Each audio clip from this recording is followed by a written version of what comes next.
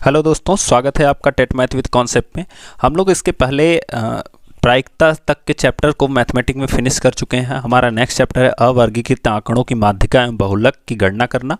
अगर आप लोग पहली बार चैनल पे आए हो और आपको और भी सब्जेक्ट जैसे इंग्लिश, आपका शैक्षिक प्रबंधन एवं प्रशासन, आपकी शांति शिक्षा, अगर ये सब्जेक्ट्स आपको पढ़ने हैं तो आप डिस्क्रिप्शन बॉक्स में लिंक दी गई है, वहाँ पे जाके प्लेलिस्ट में से डाउनलोड कर सकते हैं सारे सब्जेक्ट्स को, आप उनको देख के पढ़ सकते हैं। ठीक है, तो हम अपने इस सेशन को स्टार्ट करने के पहले आप लोगों से रिक्वेस्ट करेंगे तो ज़रूर से ज़रूर इस वीडियो को शेयर करिएगा, सब्सक्राइब करिए चैनल को एंड लाइक कीजिए। तो हम लोग स्टार्ट करते हैं।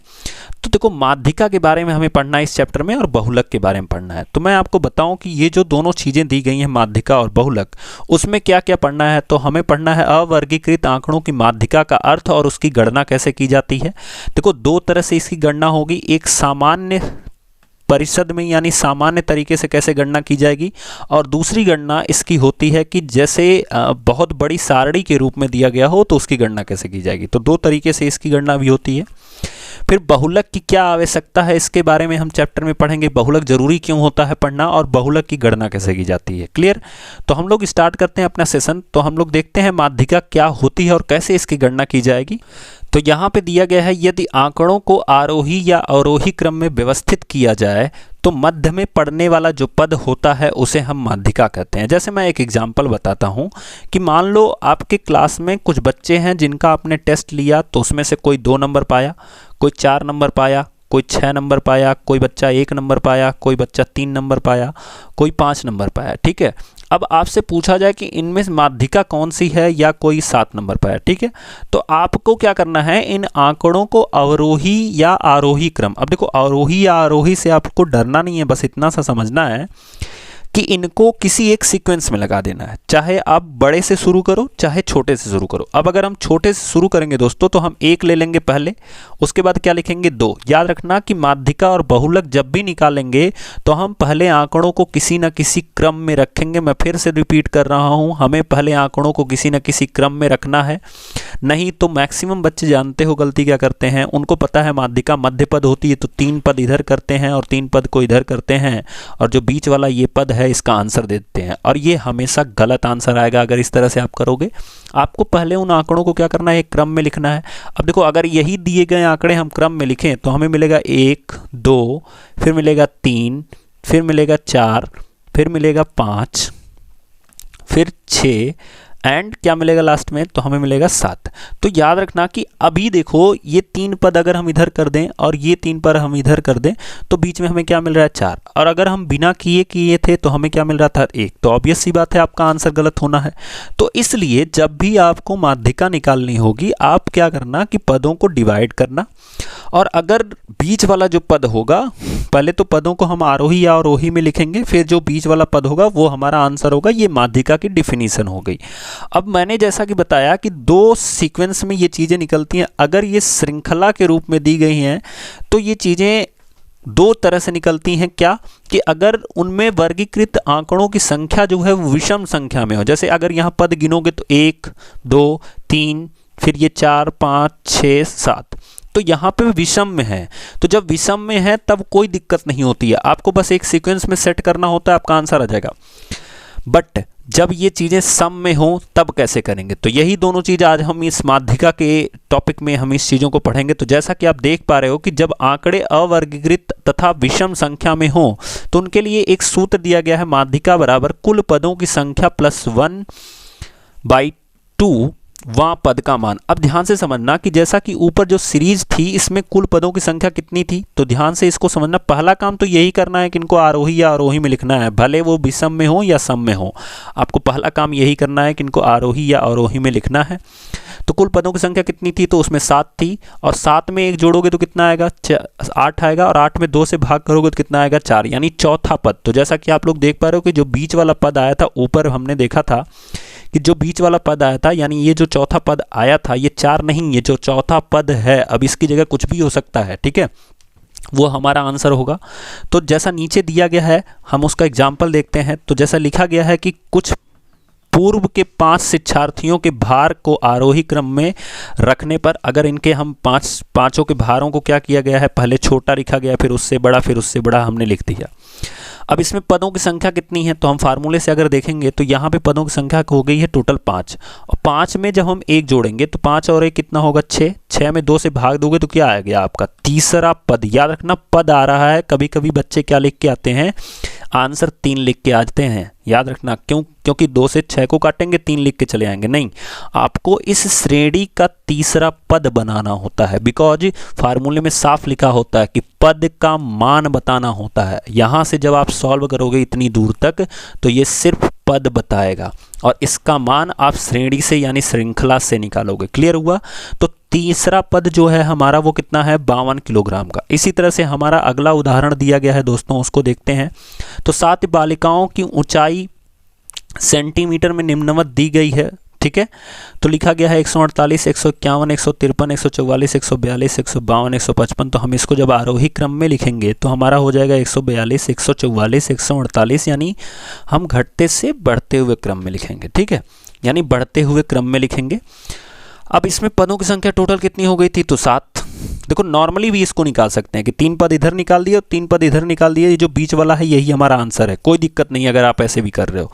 बट अगर आप क्वेश्चन से यानी फार्मूले से लगा रहे हो तो 7 और 1 8वां पद, 8 7 और 1 8 और 8/2 कितना आएगा 4, यानी चौथा पद का मान। तो चौथा पद कौन सा है, तो वो है 151। तो इस तरह से हमारा आंसर आएगा कितना 151, जैसा कि ये नीचे लिखा गया है, लगा है। दूसरा एग्जाम्पल हम देखते हैं। तो इसमें क्या दिया गया है कि आंकड़े जो दिए गए हैं 18, 20, 25, 28, 23, 36 और, तो इसमें पदों की संख्या टोटल कितनी आ गई है, तो 9। तो 9 और 1 कितना हो गया 10, 10 को 2 से भाग दिए तो कितना आ गया 5वां पद। देखो यहाँ पे आंसर 5 नहीं लिख के छोड़ा है, 5वां पद जो है वो 28 है, क्योंकि देखो 4 हम इधर निकाल दिए और 4 इधर निकाल दोगे तो आपको बीच में क्या मिलेगा, तो 28 मिलेगा, यानी ये हमारी माध्यिका होती है। क्लियर, समझ में आया?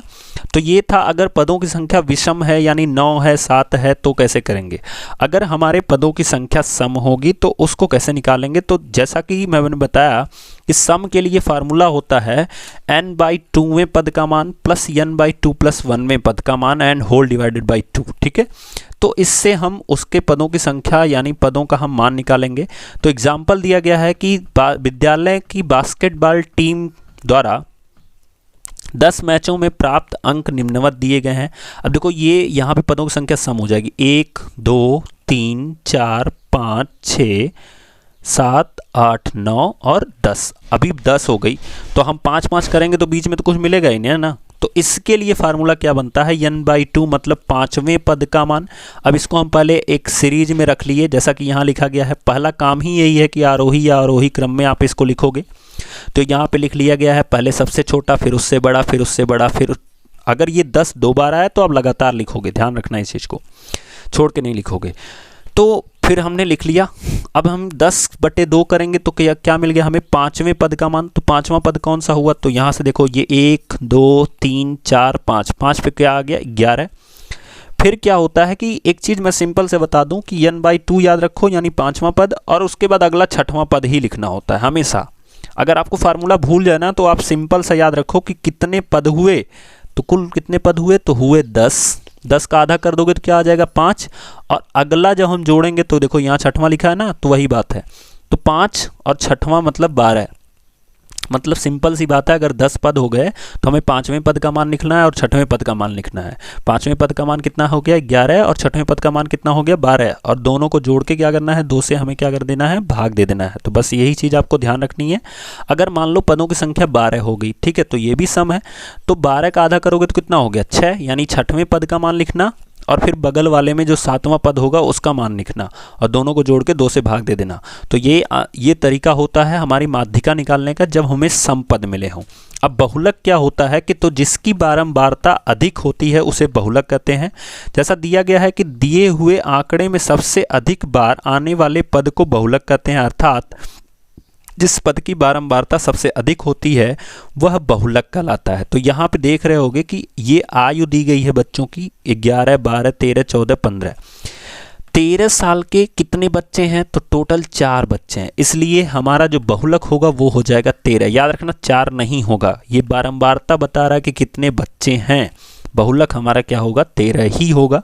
बिल्कुल ध्यान से समझना। अब बहुलक की आवश्यकता क्यों होती है, ये चीज़ें थोड़ा पेडागॉजिकल सेक्शन है, जैसा कि आप लोग सीटेट अगर देते होगे तो उसमें आपको समझ में आता होगा, तो उसके लिए दिया गया है। और यहाँ पे अब कुछ क्वेश्चन दिए गए हैं जिनको हम लोग थोड़ा सा ट्राई करते हैं कैसे लगाएंगे। तो एक टीम के फुटबॉल 10 मैचों में किए गए निम्नलिखित गोल हैं। देखो यहाँ पे साफ साफ लिख दिया 10। तो पहले हमें क्या करना पड़ेगा, एक अरेंज में सेट करना पड़ेगा, यानी 0 1 2 फिर 3 4 बार दिया है तो 3 3 3 3 लिखेंगे, ठीक है। मतलब हम इसको लिखेंगे 0, फिर लिखेंगे 1, फिर लिखेंगे 2, 3 देखो कितनी बार दिया है, तो यहाँ पर दिया गया 1 2 3 और 4। तो 3 को हम कितनी बार लिखेंगे, 4 बार लिखेंगे, तो 3, फिर हम क्या लिखेंगे 3, उसके बाद क्या लिखेंगे, फिर 3 लिखेंगे और एक बार और 3 लिखेंगे, ठीक है।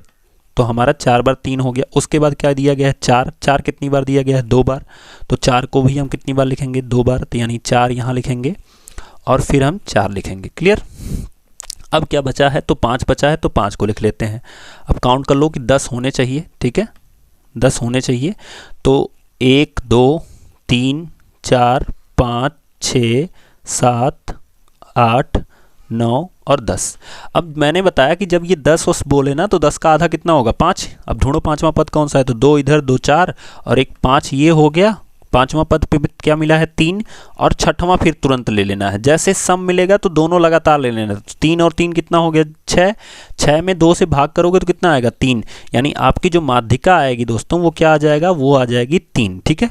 अब बहुलक क्या आएगा, तो देखो लगातार कितने 4 बार क्या मिला है हमें 3 मिला है, यानी जिसकी बारंबारता अधिक है वही हमारा बहुलक होगा। इसकी माध्यिका भी 3 होगी, इसका बहुलक भी 3 होगा। तो इस तरह से ये जो क्वेश्चंस दिए गए हैं इनको आप लोग लगाइएगा, ट्राई कीजिएगा। और हम लोग जब अपनी क्वेश्चन आंसर सीरीज करेंगे तो इन सारे क्वेश्चंस को हम लोग करेंगे। तो जैसा कि ये क्वेश्चन मैं आपको दिखा रहा हूँ, आप लोग नोट डाउन कर लीजिएगा और इसको जरूर से जरूर लगाइएगा। और अपने क्वेश्चन आंसर सीरीज में हम ये पूरे क्वेश्चन को करेंगे। तब तक के लिए थैंक यू दोस्तों, थैंक यू सो मच। और हम लोग नेक्स्ट टाइम पढ़ेंगे कि अगर सारणी में दिया गया हो, अगर अब ऐसे देखते हो ना सिग्मा fx वाला, अगर उस तरह की चीज़ें दी गई हो तो उसको हम कैसे लगाएंगे। क्लियर। तब तक के लिए थैंक यू सो मच।